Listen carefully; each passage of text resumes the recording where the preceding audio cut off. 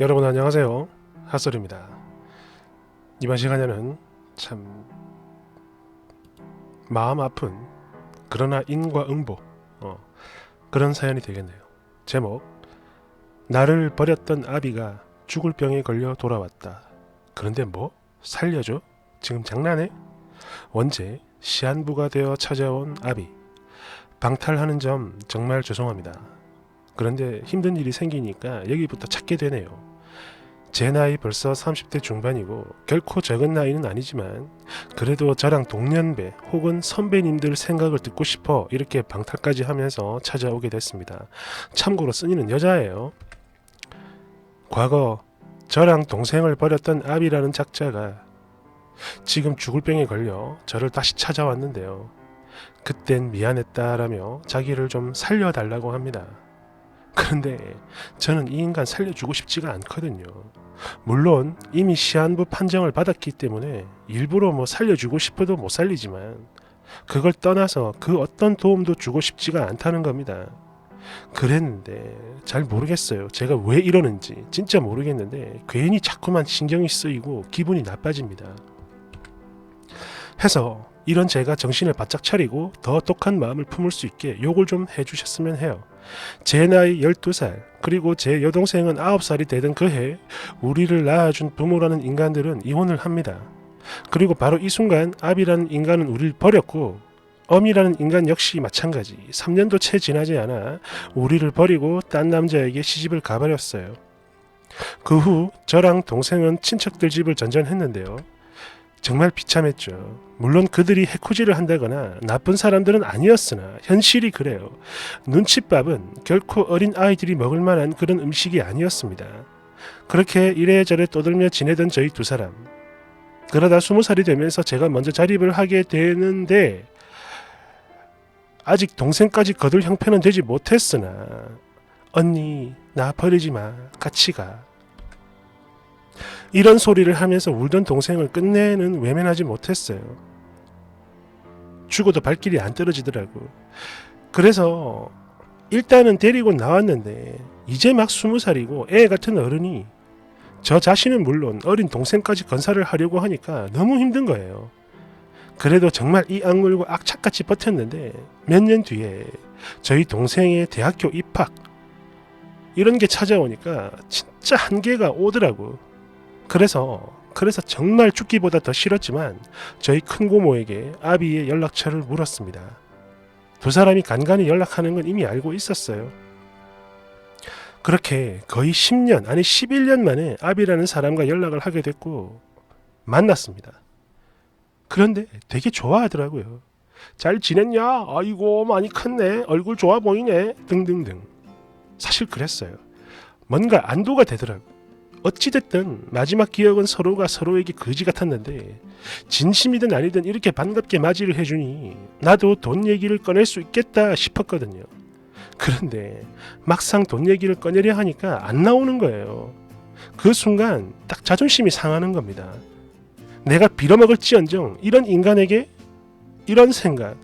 그래서 저는 끝내 아무런 말을 하지 않았고 그러고 있다가 그냥 헤어졌어요. 동생은 결국 학자금 대출로 보냈습니다.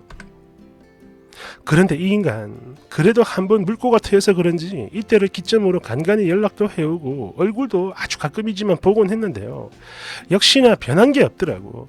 비록 돈을 잘 벌기는 했으나 도박 때문에 이혼까지 하게 된 인간이 아직까지도 손에서 놓지 못하고 그 짓을 하고 있는 겁니다.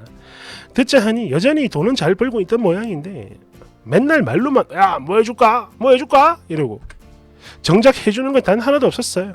물론 기대도 안 했지만. 그런데 그러다가 정말 딱 한 번 타지에 있던 제 동생이 밥을 굶을 정도로 당시 사정이 있어서 한동안 돈을 못 보냈습니다. 정말 그 정도로 힘들었던 적이 딱 한 번 있었는데 이때는 자존심이고 뭐고 그냥 손을 내밀게 되더라고요. 그런데 이 인간이 이런지하에 거절을 합니다. 많은 돈도 아니고 딱 50인데 돈도 잘 번다는 인간이 매번 자랑했거든요. 나 돈 잘 번다. 뭐 해줄까? 이렇게. 딴 것도 아니고 자기 딸이 굶고 있다는데 친구에게 빌려줘서 수중에 한 푼도 없다. 이러면서 그렇게 또 한 번의 큰 상처를 줍니다. 절연했어요. 진짜 정신이 번쩍 들더라고. 그래서 다 버렸습니다. 마지막 희망까지 다 버렸죠. 전날은 아비가 우리를 버렸으나 이번엔 제가 그런 아비를 버렸습니다. 완전히 지웠어요. 그런데 이 간사한 인간, 제가 절연을 하던 그 순간 당황을 합니다. 그리고는 아이고 왜 그러냐, 일단 만나서 얘기하자 이러면서 찾아오겠다라고 하더니 끝내 오지 않았어요. 그래도 정말 마지막으로 진짜 혹시나 했는데 역시나였습니다.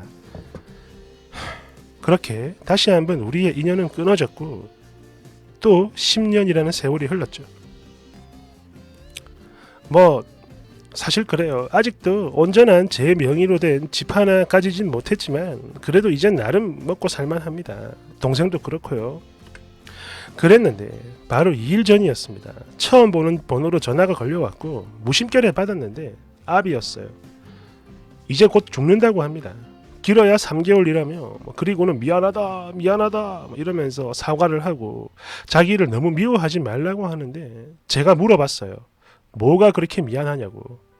그러자 그냥 모든 게 미안하다라고만 합니다.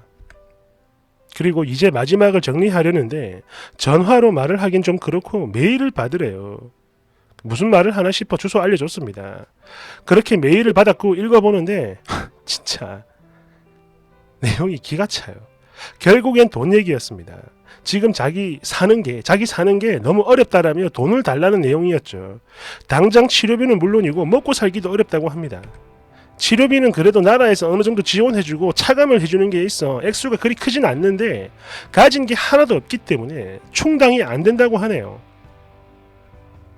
바로 전화했습니다. 그리고 전날 이 인간이 했던 말 그대로 해줬어요.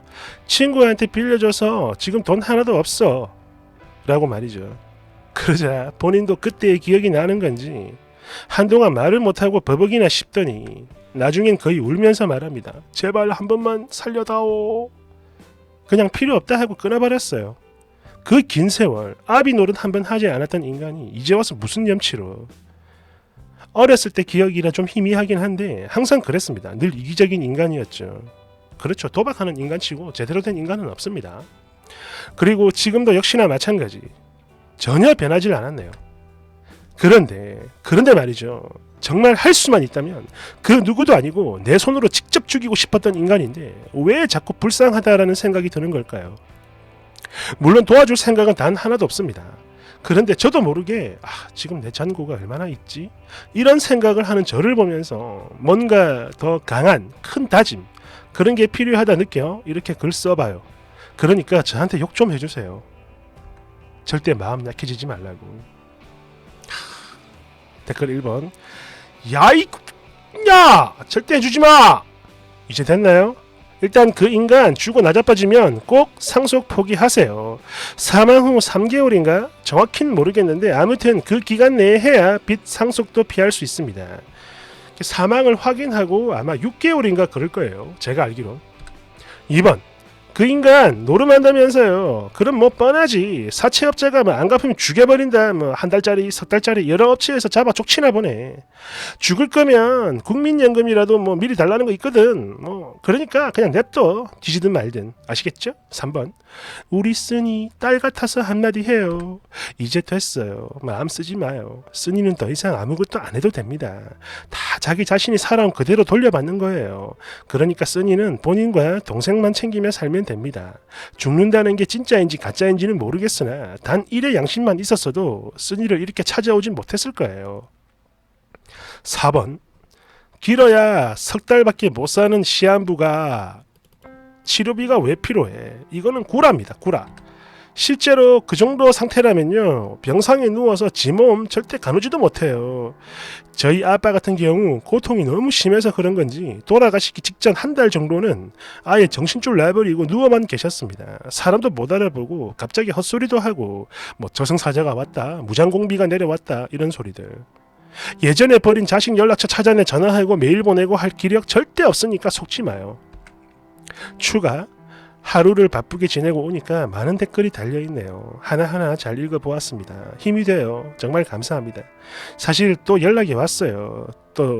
그리고 저는 거절을 했죠. 그러자 아버지로서 도리도 못하고 미안하다 이러더니 앞으로는 씩씩하게 살아라 하고 끊습니다. 자꾸 마음속에서 사실 그랬어요. 이건 잘못된 거다. 저 사람 죽으면 내 탓이야. 이런 생각이 조금씩 들곤 했었는데 이젠 뭔가 홀가분해진 느낌이에요. 그리고 정말 혹시라도 또 이런 죄책감이 올라오면 그때마다 여기 와서 댓글 읽어볼게요. 차라리 마지막이니까 보고 싶다라고 했다면, 정말 그랬다면 얼굴을 봤을지도 모르겠네요. 그런데 끝까지 자기 회환과 더불어 돈 얘기만 하고 끝이라니 그저 화가 나고 슬플 뿐입니다. 다음 생에는 부디 정상적인 부모님 자식으로 태어나 사랑받고 자라서 착한 일을 많이 해야겠어요. 그랬으면 좋겠습니다. 다들 정말 감사해요. 안녕히들 계세요.